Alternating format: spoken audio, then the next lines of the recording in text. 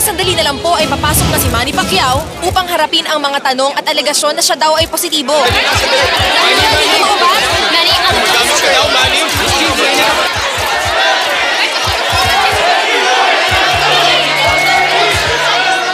Totoo nga, positibo ako.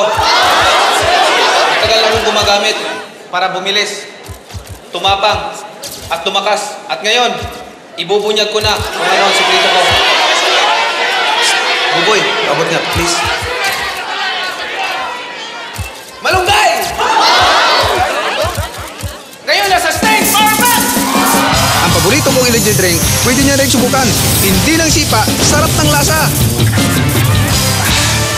Any questions? Mani. Natatulong ba ito sa music career mo? Sampulan kaya kita. Walang tako.